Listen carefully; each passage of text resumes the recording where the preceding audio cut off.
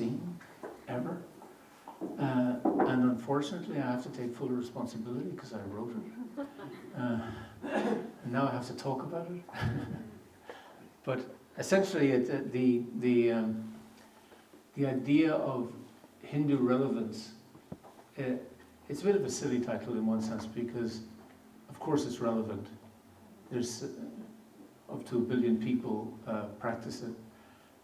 And it's the oldest known religious tradition in the world, philosophical tradition, civilization. And no one has successfully defined the term Hindu, and I'm not going to try and do it this evening either. So it's a very big topic, and I've mentioned that it's theological and philosophical and religious and spiritual. It's a thing today, asking younger people particularly, are you a member of religion? I'm not religious, I'm spiritual. And it's just an ill-defined thing what spiritual is. But this is a discussion that's been going on in India for millennia. So what's the relevance? The difficulty with it is the subject area is ill-defined. What is Hindu? What is Hinduism? Hinduism doesn't exist. There's no such thing. It's an invention of the 19th century. It was a good census item for the British to try and tie people down a little bit. But it doesn't make any sense in an Indian context. The word Hindu itself, as we know, is not an Indian word, but has been used for an awfully long time in India, many, many hundreds of years. And certainly in the 20th century, the latter half of the 20th century, Indians started to identify themselves as Hindus for the first time. In the census of Bengal at the turn of the last century, people didn't identify themselves as Hindus. They identified themselves as Shaktas, as Vaishnavas, as Shaivas, as Sanatan Dharmis, as Vaidika Dharmis, as all kinds of identities. And that's actually how people identified. Then in the 30 years later, most of them put down Hindu. So there was a big shift in the 20th century for all kinds of reasons we won't get into. So now Hindu has become a thing, but it's 100 years old. That's self-identification. Previously, a Hindu would identify themselves as Hindu to someone who wasn't Hindu. So they would understand that they see us as Hindu, so they would say, I'm a Hindu. And we can see that in medieval Indian texts. That's the only instance where we see the word Hindu is when Hindus are identifying themselves to others, not self-identifying.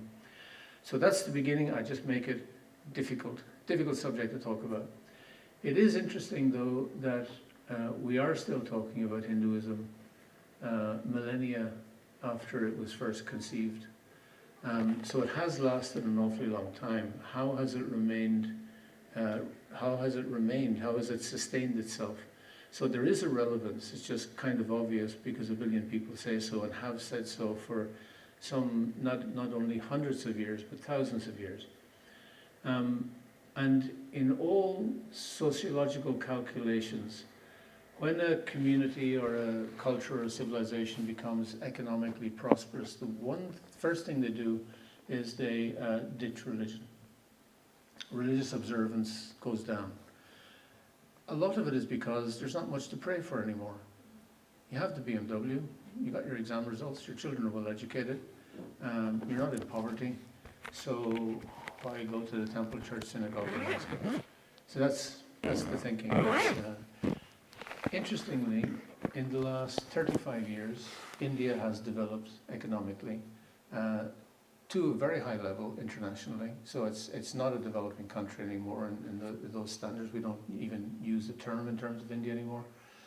But religion hasn't diminished, it's increased. It's completely bucked the trend. It doesn't make any sense in any observational understanding. But could it be that the observational understanding is looking at things from a certain religious perspective, not taking into account global religious understanding?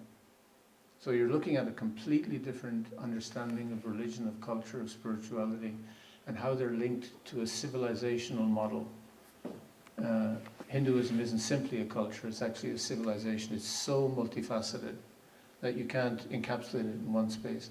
So that's what I want to really talk about this evening. I want to talk about how how this happened, and by discussing it, we'll begin to understand the relevance of Hinduism in a modern context.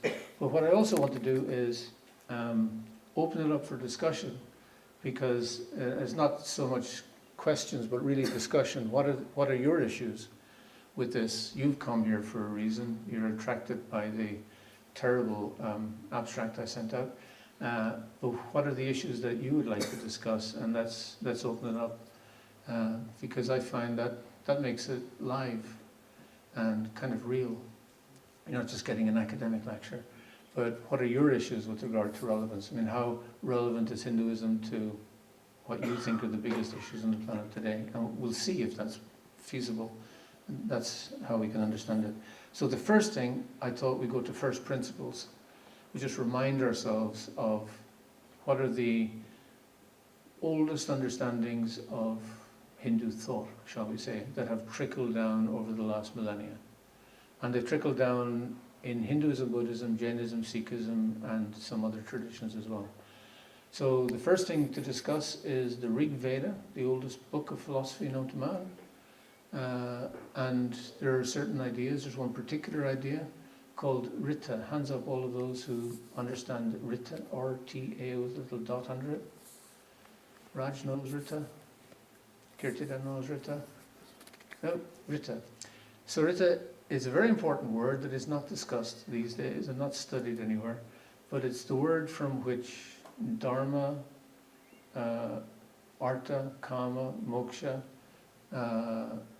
Karma in terms of action-reaction, the idea of reincarnation, Varnashram, Ahimsa, Seva, Yajna, other ideas that you will have heard of, they all trickle down from the idea of Rita.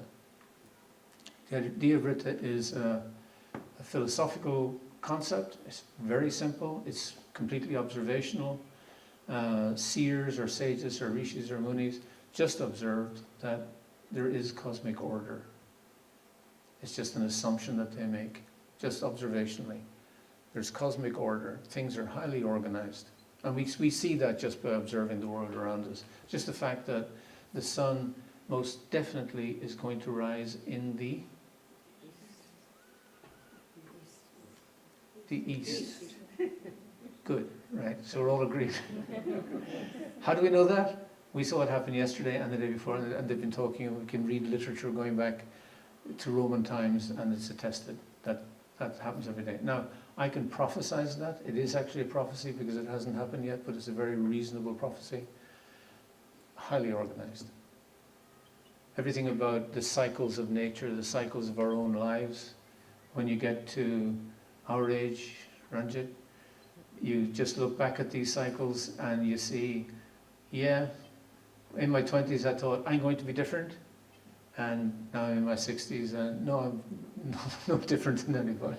I'm going through exactly the same cycles, and this finger here is starting to get a bit stiff, and all that stuff. These are just the cycles of life, highly organized. We can militate against it, we can rebel, we can do whatever we like, but our hair is going to get grey and our face is going to get wrinkly. Done. So it's a simple observation, but from that observation comes a lot of other thinking that is very relevant in an Indian context. If that's the case, then who are we in this context? What is our role to play? We're born into something that's highly organized. Does that mean that I have a part in the organization? That gives rise to the concept of dharma. What's the right thing to do? And in any case, what we're going to do is seva. It's going to be service, because I'm a very small part of this machine. This very, very big machine. I'm a very small cog. But if I don't do my cog thing, if I don't find out what that is, I'm not contributing to the welfare of all. In fact, I'm detracting. If I don't do the right thing, or if I just ignore it, either way, I'm not playing the game. I'm not part of the scene. So what's my service to do? So dharma, the root word in Sanskrit is drit, which means to sustain. what do I do to sustain the whole cosmos around me? That's all about others, it's not about myself at all. That's the root of Dharma, is the beginning process is seva, it's something that we do. So I'm putting out these words as little markers because they're going to become important as we go on. So this is about relationship of obligation. I have obligation to others. I have obligation to society I live in, to my family, to the nation I live in, to the world as a whole, to the cosmos itself. And as I become more conscious, I become more aware of these things. When we're very young, we're only conscious of our parents and that little community. When we go to school, we become more conscious of others around us. Then we become conscious of the nation in which we live. There's a capital city. And then there's people up north who don't like the capital city and become conscious of all that stuff. So that's about the relationship of obligation. There's things that I should do, I really have to do. That's the beginning of that thinking. Interestingly, this is theistic or non-theistic. It doesn't matter. This isn't about God. This is just about, if you're born here, get with the program. That's the thinking. So the beginning is, I am a servant. It's very much not, I am the master. You're not the master of all you survey. You're not the master of any other living being. You're not the master of the environment. You're always the servant. That's always the starting point. That's a very different way of thinking than Greek and Abrahamic thinking. So that's important for us to recognize, and this is part of the relevance of Hinduism, I would say. Your assumption, your philosophical starting point is very different, and it has real life consequences with regard to the environment and relationships, etc. What is Abraham, you said just now? Abrahamic includes Judaism, Christianity, and Islam.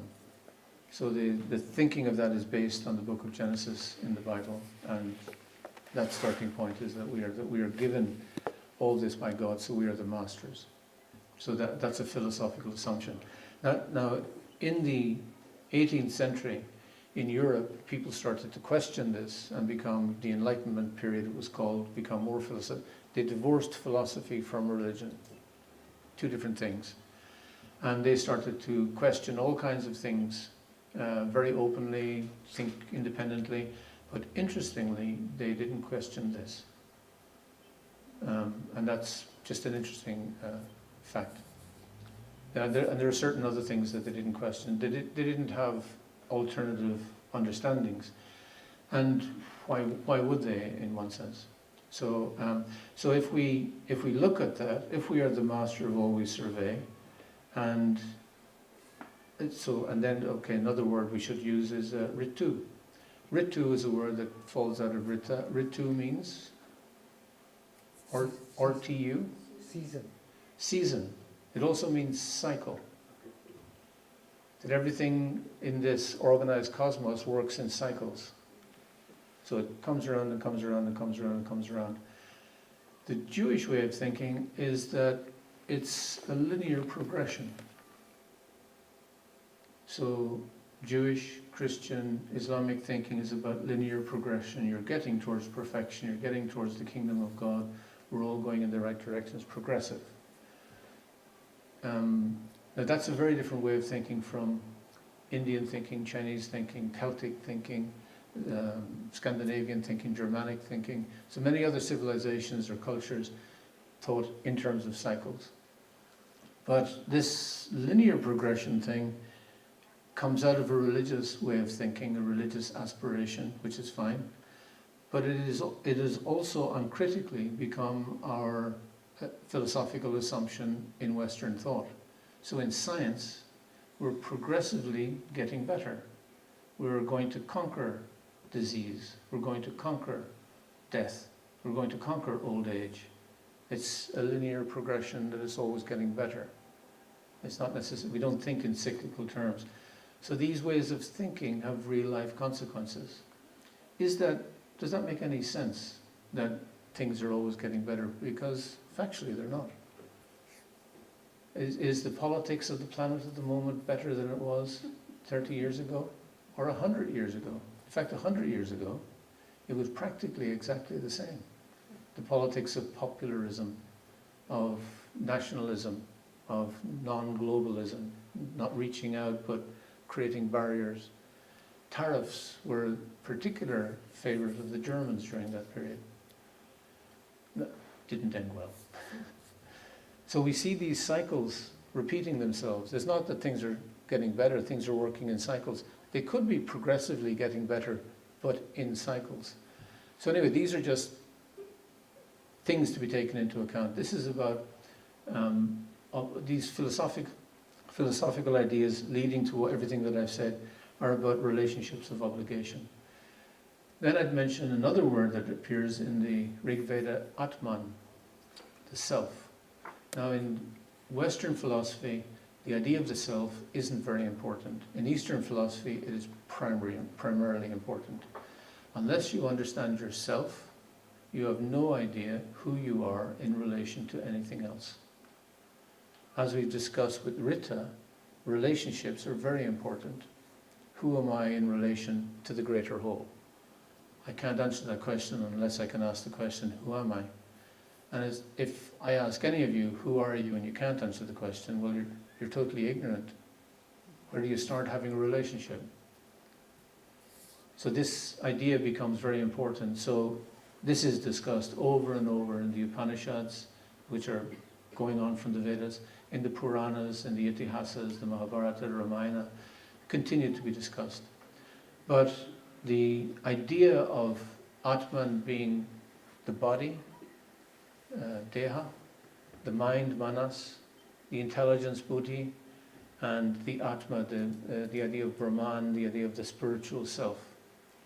So these are different manifestations of the self. They're all recognized in the Rig Veda, but interestingly the Upanishads, following on from that, really only focus on the spiritual self because that's the most enduring part of the self.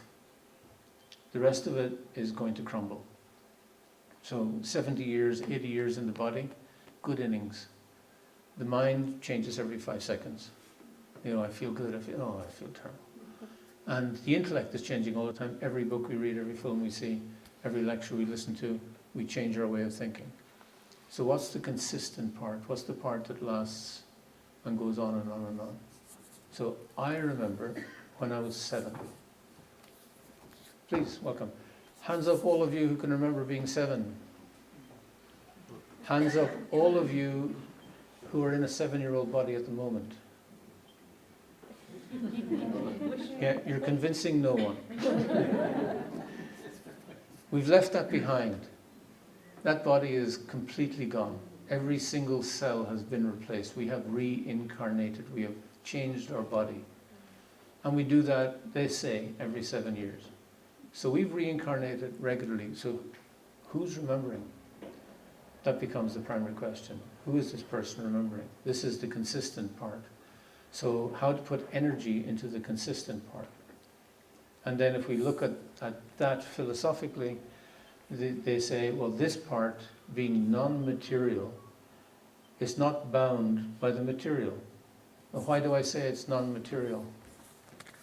Because anything that's material, we observe, has a beginning and an end. Can anyone think of something about themselves that's not material, that doesn't have a beginning or an end? Has anyone got any experience of something that doesn't have a beginning or an end?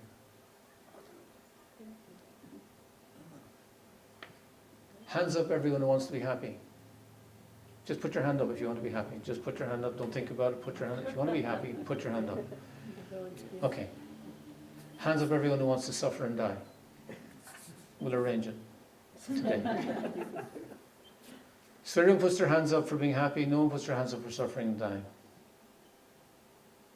So you want to be happy, but you don't want it to end. You want a happiness without end. That is eternal happiness. Yet we have no experience of eternality. Where does that desire come from? It's a real desire. We don't want our happiness to end. The idea is right there, and somehow we understand it, but we can't think of anything because everything we think of is material. But this is part of us. This desire is our expression. Maybe it's the most important desire in our existence. I can arrange happiness that has an end. We can go out and have a drinking session together. That'll end badly. Or we can take drugs, we can watch, box sets, listen to Beethoven. We can do all kinds of things, but there's a beginning and an end. 15 rounds of the Ninth Symphony will bore us to tears after a while. It wears down. What is a happiness without end? Or maybe not even without end, but ever increasing. That's attractive, isn't it? Why is that attractive? If we have no experience of it. This is the thinking of Indian philosophers. So they're looking at this part of us that is non-material. It doesn't have an end, it's eternal by nature. Now in mathematics we have the sign for infinity. So it's mathematically a thing. Again, we don't understand it. Because we're trying to conceive it with a material brain. But inside in ourselves there's something else. So that's what they're saying. This part of us is non-material. Therefore, this part of us is not a man or a woman. It's not Irish or Indian or British. It's not big or small. These are all material designations, but they're considered not to be who we are, not to be taken very seriously. But that kind of thinking leads us to develop a greater concern for others if we're already thinking about Dharma and Seva. We're already thinking about others, how to sustain others. So that's a relationship of concern. You're concerned about people, that they don't take these designations seriously. Certainly not seriously enough to beat each other up over or kill each other. They say, I don't like you just because you're English. I mean, I can list reasons why that would be the case, but because I'm Irish. Only if I identify like that does it become relevant. Can I let the identity go and let go all that nonsense? The whole issues of men and women and our identity, and they become hard stances. How reasonable is that? Certainly if you have this kind of vision. So it's a completely different way of seeing the world, where these designations don't mean anything. And when you hear someone stand up and make a big speech, hammering these designations into our mind that these are the most important things, then you just can't take it seriously. And you begin to realize that actually that speech is quite insidious. How insidious it is. When they appeal to our sexual identity, our national identity, our identity in any context that's material, these texts are saying, well, this isn't us, so this isn't something to get involved with. And if you get involved with it, you create barriers and discord. So these are relationships of concern. You become concerned about other people. You become concerned that people don't propagate these ideas. And then finally the idea of Bhagavan. Everyone knows what Bhagavan means? Yes, Bhagavan means the supreme. So it's the personal idea of God. Now, the Hindus don't talk about this an awful lot because since Vivekananda we're quite convinced that the way to express God to a Western audience is through the idea of Brahman, once you say oneness, everyone understands what you're talking about. And then you just cut through everything. But in actual fact, the idea of Bhagavan is more relatable for many Westerners. But it's more relatable because of the traditions that developed with the idea of a personal God. And they're the ideas of bhakti, of love. Now, when we talk about happiness, the word that expresses that most is love. Interestingly, what's the vocabulary of love? You go to someone and you open up the little box and you get on your knee and you say, I will love you forever, eternity, always. I will never leave you. These are absolute terms to do with eternity. It's totally unconsciously This is how we express our desire for happiness. It's completely ridiculous because scientifically you could say, I will love you for 30, 40 years. Doesn't do it, does it? Doesn't just make that impact because it's not what we're looking for. We're looking for eternal happiness. And we have a vocabulary for it in every single language in the world. No woman is going to do with anything less than eternity. It's intriguing how simple this is, in one sense, how relatable it is. And when I ask these questions, who wants to be happy, who wants to suffer, in any audience, if it's Western, if it's Chinese, I've done it to Indian audiences, American audiences, Dutch audiences, English audiences, it's exactly the same answers every time. Because it's just so simple, you're getting down to brass tacks. Our assumption is that we can be happy eternally. Yet we can't find the outlets. So we become more and more frustrated as we go on in life. We're not finding that the basis for eternal happiness because everything we're looking at has a beginning and an end. So these texts are saying, no, you can find these relationships. And if you develop your relation, if you can conceive of a supreme behind all this, behind Rita, if this is highly organized, how was it organized? What intelligence organized it? And if that intelligence source is a person, then how do you develop a relationship with that person? And all the discourse about that person is about love, loving relationships. So the offering of love. So where is the source of everything? This person.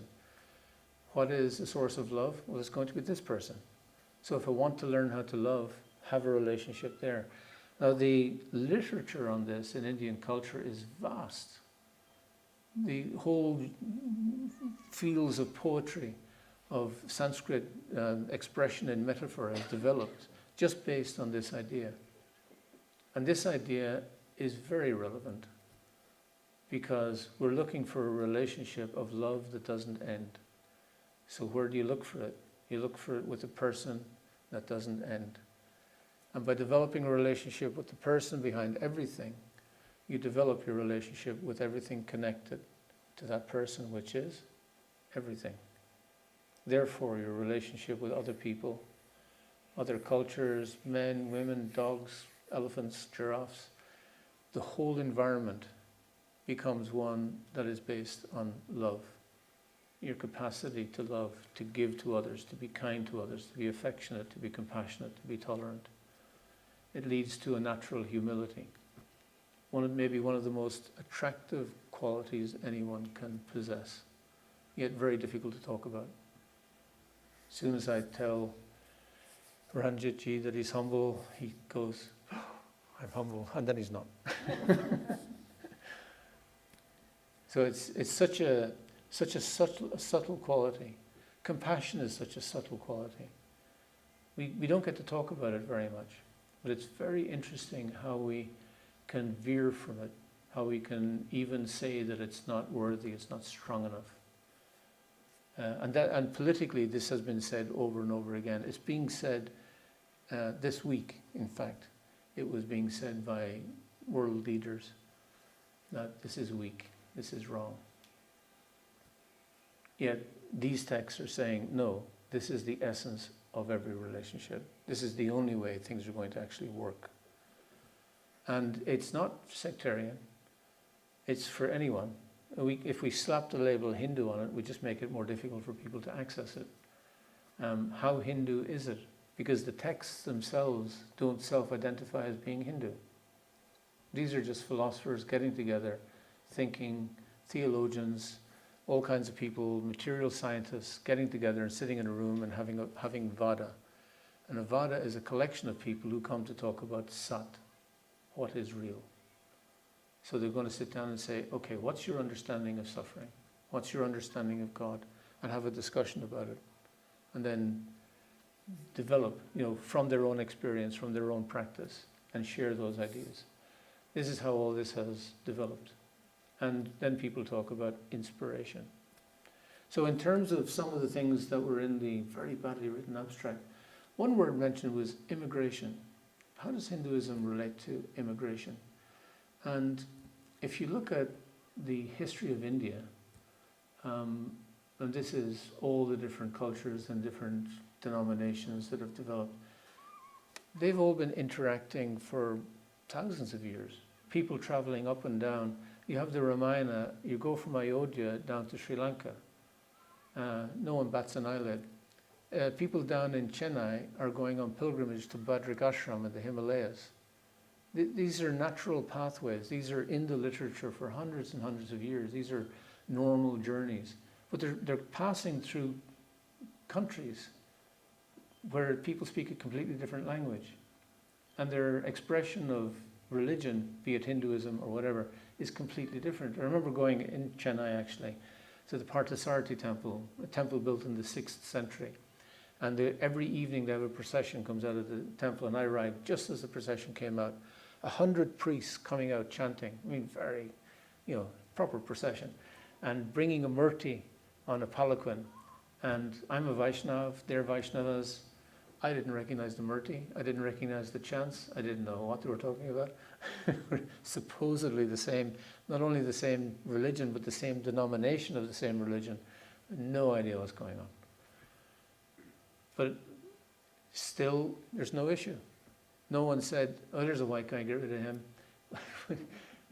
I was just there, a priest came over, threw water on my head as a blessing, because I was there. So immigration has been happening for centuries. And then there's the other immigrants. There's the Persians, the Greeks, the Scythians, the Huns, the Kushans, the Seleucids, and then the Mughals, the Turks, the Iranians, the British, the Dutch, the French, the Danish even the Danish had a go. They all came, and somehow it wasn't an issue. Here in England, we had Celts. We don't know who was here before the Celts, but there were people here before the Celts. We know that because in Irish tradition, they talk about those people as the Tuatha De Danann. They actually have a name. They talk about the negotiations they had with them to come and stay. Same in England. Then you had the Romans. Who else did you have? The Vikings, they came later, but yes, they came. The Saxons, the Angles, the Jutes, the Frisians, then the Vikings, the Normans, and then the Irish. No. And then, of course, with Empire, you had an influx of Indians and people from the subcontinent, from China, from Africa, from all the places associated with Empire. And then people start complaining about all this. You make these relationships with people all over the place, and people start complaining. Let me read you something. Let's see if it makes any sense. The uneducated, I confess, were seldom pleased in any country with the coming in of foreigners among them, which proceeds first from their ignorance, that at the beginning they were foreigners themselves.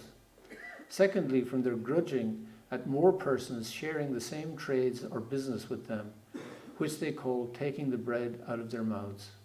And thirdly, from their being deluded in this way of thinking by the politics of those who want any change in the government. So he goes on to say that wise people will prevent the last. We'll see about that with reform and etc. And deal with the first. But the true cause is the second one, taking the bread out of their mouths. People will be talked into this by that argument. This was written in 1714 here in England. Same argument, same analysis. It's just repeating this, grinding the same thing. If you want to rile up the people, you just come out with, they're taking the bread out of your mouths. And everyone's doing the same thing. Have we learned anything? This is cyclical. If we just go back a few hundred years, you'll see it in every decade practically. So this is just being reasonable about this. But it's also, in Indian culture, the guest is received as if they were God. When does that stop? At what point does that stop in terms of immigration? And in another sense, are we not all immigrants, all looking to get into the spiritual realm by any manner or means? You know, we're going to get in, if we can get in by boats, we'll try that. We'll stow away somewhere rather than have to practice religious life. You know, if you can stow away on the coattails of someone else's spirituality, let's give that a go. But are we not all aiming towards immigration? Is that not what the whole game is for people who are spiritually inclined? So where's this thinking coming from? So this John Toland, who wrote this in 1714, he's of the opinion that this is very ignorant thinking. And from an Indian point of view, it would be exactly the same. The approach we have to immigration of not welcoming the stranger is actually ignorant thinking. If people come just to take advantage, then you deal with that like you do in any social system. If someone wants to take advantage and not make a contribution, just live off your welfare system, well then you balance the welfare system against them. That's common sense. But at what stage does it become the political basis of extremism? The kind of thing we saw when the Southport killings happened, and then people just attacked Muslims and Sikhs and immigration centres. They were attacking people just because they were people, just because they were different. How ignorant can you get? This isn't just a Hindu thing. But Hinduism addresses this very clearly. Every person has to be respected because they're spiritual beings. Every dog has to be respected. What to speak of someone of a different caste or religion or gender? That just doesn't bear thinking about, that we would be so small-minded. So that's the relevance of this thought, the idea in the Gita of samadarshana, equal vision. That when you see any living being, you give equal respect. I remember coming out of the same temple on another day in Chennai. I'm stuck in Chennai for this talk. I remember there was tons of people coming out of the temple, and of course you're looking for your shoes. And there's hundreds of pairs of shoes. So your head is down, and I found my shoes, and I was getting into them, and I bumped into someone, and I turned around, and of course you go, namaste. And it was a cow. And I thought, totally appropriate to offer that respect to that person who was also in the temple, also on a pilgrimage of worship of some kind, trying to get some prasad from someone. But, you know, someone worthy of respect. This is another person sharing the planet and doing their thing, and I'm just here doing my thing. And that's the idea of samadarshana. So it's a relationship of concern for others. And the idea of Bhagavan and Bhakti is relationships of love. So our relationships at the lowest level should be of obligation. We do it because we have to do it. This is the right thing to do. To do something out of concern, it's more affectionate, more thoughtful. It's not about me doing the thing I have to do. I'm actually doing it for the other person because they need it. And then the relationship of love is absolutely not about us at all. It really is about others. It's where your satisfaction comes from being able to express whatever little love we have in our heart, whatever little selfless happiness we have, little spark of understanding we have of that eternal happiness. We actually give it away. And by giving it away, you don't lose anything. In fact, it increases. And that's a risk that we have to take. Spirituality is actually a risk. It's a difficult move to make. So this is the idea of just three ideas and how they're relevant. I'll also just give you another idea economically, something that we're doing in the centre. We've experimented with it for nearly 20 years. But we're actually working with a company in India now, a very high-level company, on dharmic investments. So how do you invest dharmically? How do you invest your money so that they accord with your principles? So that you're not investing in things that you don't want to invest in. So normally you give your money to an asset manager and he says, I'll give you a return of 7%. And you go, oh, 7%, that's good. Let's go with that.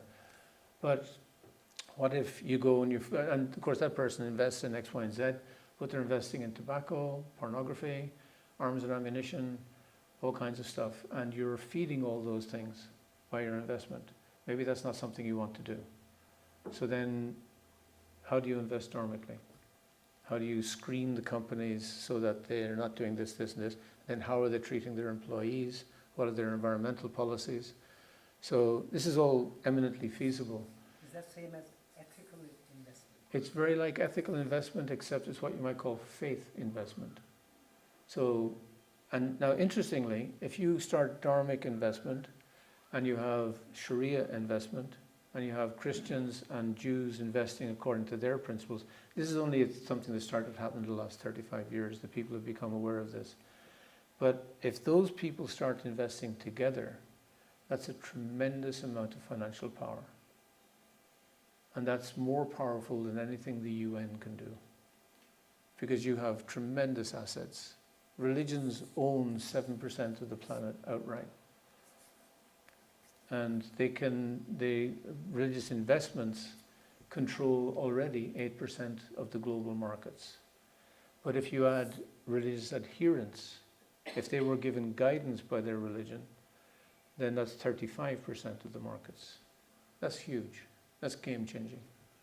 That means you could say, we're taking all our money out of fossil fuels, and that would immediately, you would see people running around coming up with very credible alternatives, because they have to. You can bring around real change on the planet if to do something like this. So understanding how to invest from any faith point of view, including Hinduism, is extremely important. And the UN has admitted that that's the case and has started to talk to religions, and I've been involved in some of those talks in New York about how to do this. Because the UN realizes with all the COPs and all the different climate change things, nothing's changing. Because politicians actually can't change unless they're allowed to do so by their asset managers, the finance people. They're the people who actually make the decisions at this level. So the UN is looking and asking religions, can you help? And the UN has been religiously non-religious. It decided not to have anything to do with religion, so this is a huge change. Now they have a unit in their environmental program to bring religions together to talk about these things. So that's dynamically relevant. And then, in terms of time, yeah, we're going on and on. The environment as well. So much to say about the environment, but let's open it up for this famous discussion I talked about that we didn't have. So there are some thoughts as the basis of discussion. What are your issues, needs, or concerns, and how can we not address them this evening? Ranjit. Just a second. Just anybody who wants to ask a question, please grab this from me so we can capture the audio, at least. Do I just hold it in my hand? Shaunaka ji, what a pleasure to listen to you again. We missed you and other lecturers immensely. And we forgot how to ask questions even. Now we are relearning. So what you talked about was, one was Vasudhaiv Kutumbakam, the whole world is one family. So obviously the family members can go wherever they fancy. There can't be any restrictions. And the second thing which you talked about was Atithi Devo Bhava. The guest is Devta. He's God himself has come, arrived in your house, and he's got to be welcomed. Now, a couple of things came to my mind. The birds, they can fly anywhere, wherever the weather is nice, where they can increase their population. Don't need any visa. Earthworm, whales, fish can fancy, wherever they fancy. No visa, no boundaries. Now, there's a great debate going on at the moment about assisted dying. I asked my neighbor the other day, where are you going? Oh, I'm taking my dog to the vet to put him down. In this country, animals can be put down, but not human beings. There's a huge debate going on in the parliament. God knows whether that will pass or not pass. Now, you said about Hindu. Whenever somebody asks us, who are you? We never say Hindu, we say Indian. And the reason is because an Indian can be Hindu, Muslim, Christian, anybody. So the religion comes into it. So we never say Hindu.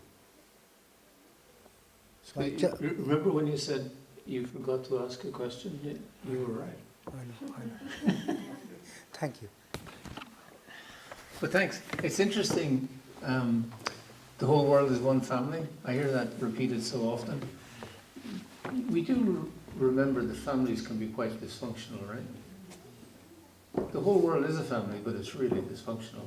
That's why I mentioned these principles, because this is the basis of it. To recognize the world as interconnected is thinking of Rita. Cosmic order means everything is interconnected. Everything is interdependent. People have to cooperate just to function. So, do we do that in families? Often not. People complain bitterly about having to go to Christmas to be with their family. In Ireland, I never heard that, but it's become a thing. I hear it a lot here for some reason. And it's sad to hear that families are so dysfunctional that we can't bear to be with each other. That's really sad. And that's why the idea of dharma, you do it out of obligation, or you do it out of concern, or you do it out of love. But anyway, you do it. We are part of the same family, so therefore we have to learn how to be the best part of that family we can be. Either from just the base line of duty, or concern for others, or actual love. That concern is all-encompassing. And when people meet us, they just feel relaxed. They feel taken care of. Anyway, that's just a little comment based on that. Has anyone else got any thoughts or questions? Or yes, look at that. Famous surgeon. One question. Thank you very much for your talk. It was always insightful, and thank you for the organizers to bring it back, the talk series back in Leicester. So my question is on your topic, the title. So you used the word Hindu and not Hinduism, and you used the word culture. Now we can see that we could have used Hindu religion, or Hindu philosophy, or Hindu tradition. Or nowadays you can see the rise of political Hinduism so much. So do you think that this sort of change, or is this all a cycle, Ritu, and this political Hinduism which you see nowadays, very similar to a lot of Abrahamic religions, this is something which a stage which would pass, and we'll get what is known as or what we feel is the real Hindu culture back? Very interesting question. Hinduism, interestingly, has always gone forward. Every culture it comes in contact with, it sucks out what it thinks is good and leaves the rest. It's just always been developing, expanding, progressing. So it's very innovative. It's interesting, like as I said at the start, the development of Indian society, its urbanization, which has been vast in the last 35 years, just incredible pace. It's social development, it's technological development. Everyone is on WhatsApp. That means everyone has a smartphone. The rickshaw walla, the guys who cycle on the rickshaw, not even the guys who drive it. So everyone's connected. So even with all that, Hinduism has adapted. So now you do online pujas. It's not that Hinduism disappeared with technology. It embraced it completely. There's nothing you can't do practically in a ritual sense that you can't do online in your bed. On your computer, just sitting there doing a puja. Well, you'd have to get up and take a bath, put on a dhoti, sari, go down to the temple. Now you can just sit in your bed and do it. Hinduism is exceedingly innovative, always has. So there's no going back. It's constantly changing. when we talk about political Hinduism, it's a specific development that happened in the 1920s. It's nationalism, which is a German idea from the 18th century, Erich Herder and his friends. And in the 18th century, it wasn't considered a very good idea by most people.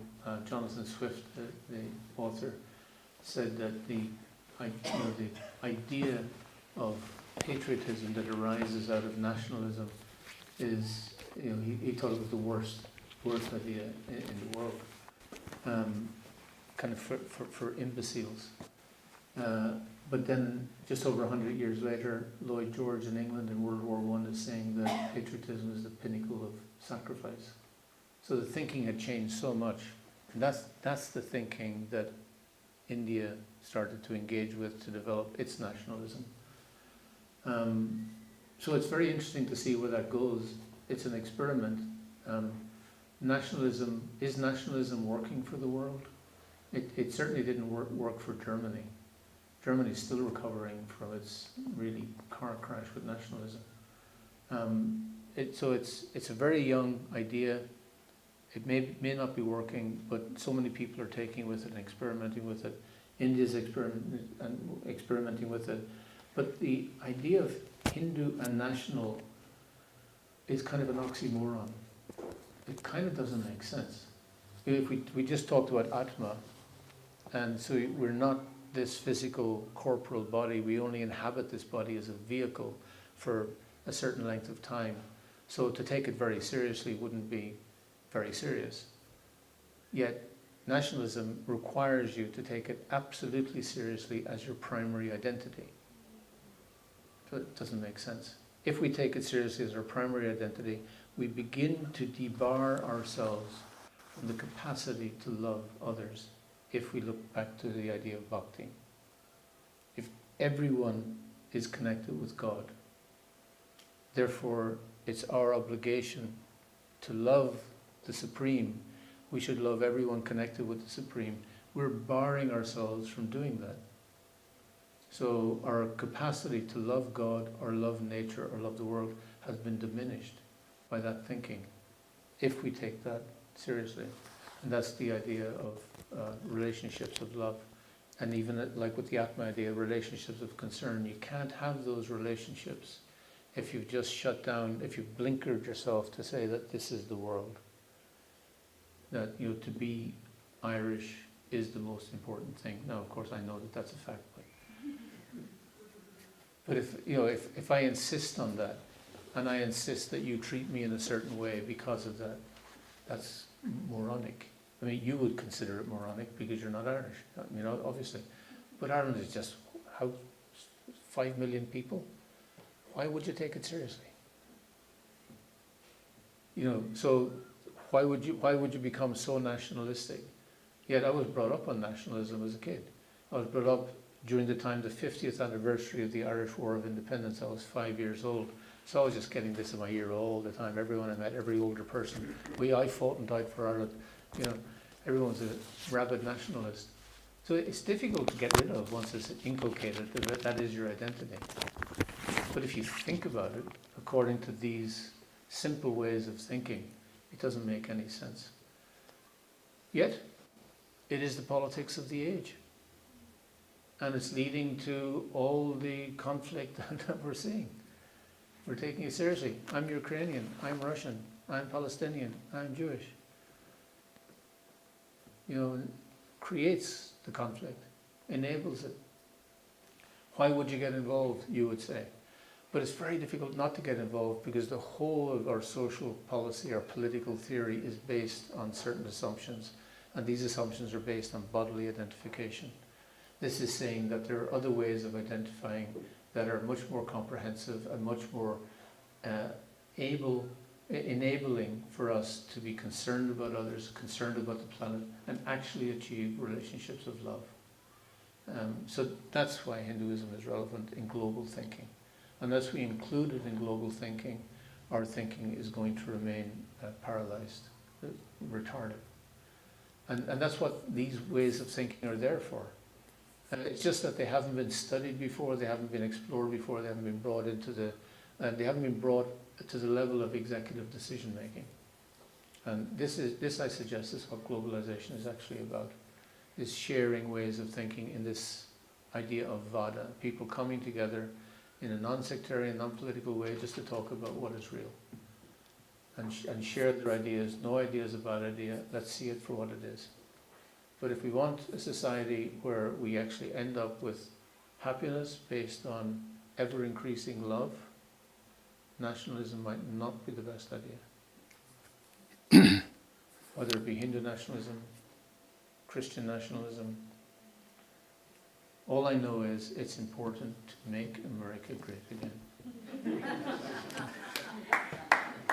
So just to follow on from the question and what you've just said, Shaunaka, at times like Pahalgam, we see a rise in talks about Hindutva.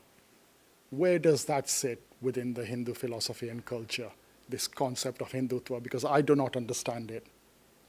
Well, I mean, it's eminently studyable. It's the kind of thing in our centre we want to study, because it's a phenomenon now, and you know people who follow Hindutva say that we are Hindu. This is the only way you can really define Hindu. So it's another form of Hinduism. So it's just not one that I personally relate to. So because it's linked to the nation. Now I had a talk with a RSS member, and we were in discussion. He said, "Look, our whole project is about the Indianization of everything in India. You know, be it the economic forums, the education system, the political process." And he said, "You know, how can your centre help with that?" And I said, "Well, our centre is not sectarian or political, so we can't help with that. We can help with all kinds of other discourses, but we can't help with that." He said, "But on a personal level, of course, I completely disagree with that." And he looked at me, and this was a challenge, said, "Because my interest is the Irishization of everything." And immediately he kind of got the point. You know, I'm an Irish guy, Gora, white guy, he's an Indian, he's insisting that this is Hinduism, but the fact is, I'm a Hindu. And he was meeting me on the basis that I was a Hindu. So how does the Hindu thing work with me? I'm not Indian. I'm not an Indian nationalist. Why would I be? So, you know, and everywhere I go, once I say I'm Irish, people say, Sister Nivedita, the Irish Indian nun from the last century, or the 19th century. And they make that connection. But again, does Hindutva include her or exclude her? And these are the discussions that have to be had. So how do you, it's like a discussion we had in Belfast years ago. So the peace process in Northern Ireland, it started in semi-detached houses in Belfast. There was a Catholic priest and a monk actually, and a vicar got together and said, "Look, someone has to start talking." It was actually illegal to speak to the IRA, or to Sinn Féin, the political wing of the IRA. So under Margaret Thatcher, you couldn't talk to these people. So I was the chairman of the Interfaith Forum in Northern Ireland, a very strange organisation in such a place. But myself and a colleague got invited to come to a house, a semi-detached house. We didn't exactly know what we were going to. We were just invited by this monk, so we took him seriously. He had come to some of our meetings. And he invited us to a house. We had to go around the back at 11:25 in the morning exactly. We walked into a room with the curtains drawn, and we're sitting there with people that we recognized as paramilitaries. These were IRA men. And we were there to discuss democracy in Northern Ireland. This was actually an illegal meeting. So we had a discussion, and it was a very interesting discussion. So one of the IRA guys said, "Look, in the future, the police force in Northern Ireland has to be 50% Protestant and 50% Catholic," because it was 100% Protestant, more or less. And myself and a colleague looked at each other and looked at him and said, "And no percent Hindu, no percent Sikh, no percent Jewish?" And of course, they immediately got it. And as the conversation went on, it wasn't about Catholics and Protestants, because it became obvious that Catholics and Protestants were actually Christians. It's one religion, not two, when you're with the other religions. So we were talking about what does a democratic Northern Ireland look like. And it's such an interesting discussion to have. And unless we were in the room, we couldn't open up the discussion. So I think the idea of Hindutva in relation to others, in relation to educated discourse, will expand. So one of the guys in the room was a paramilitary. He was a divisional commander of the IRA, well known for it. He'd never been arrested for it, but, ordered killings and all that kind of stuff. 4 years later, he was a minister in the Northern Ireland government. So things can change radically with discussion.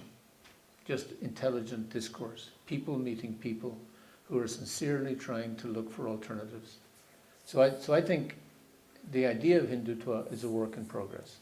The fact that it's in government is an issue, but it's still a work in progress. So I wouldn't give up hope. We're just at the beginning of a thought process. Maybe that's one way of looking at it. Any more before we wrap up?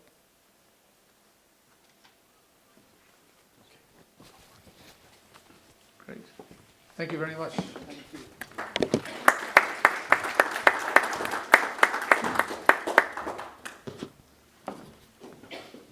So will I announce these books? Sorry.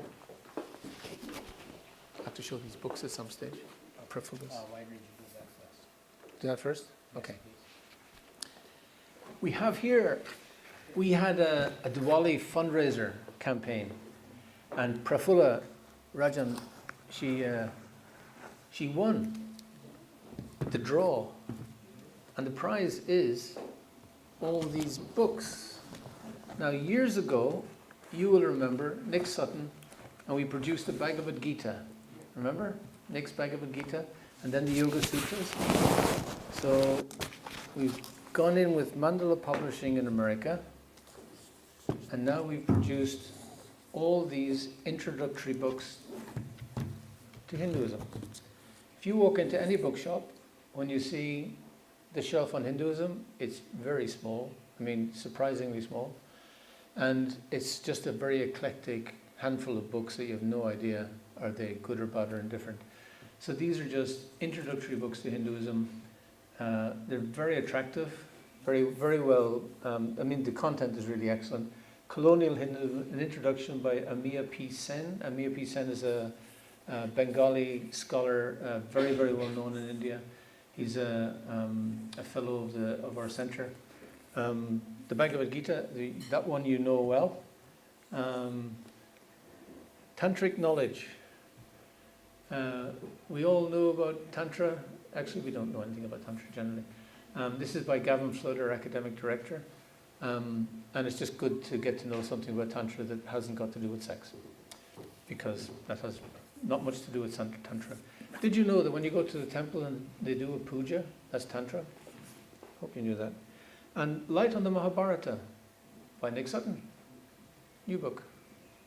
So again, so an introduction to the Gita, the Mahabharata, the idea of Tantra, women in Hinduism, temples, and other things as well that I forget.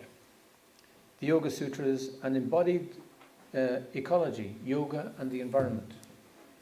So Prafulla gets all these books, but you can get these books if you go on Amazon and look up this Mandala series. And there's a number of other books coming out as well. So this will be an expanding library.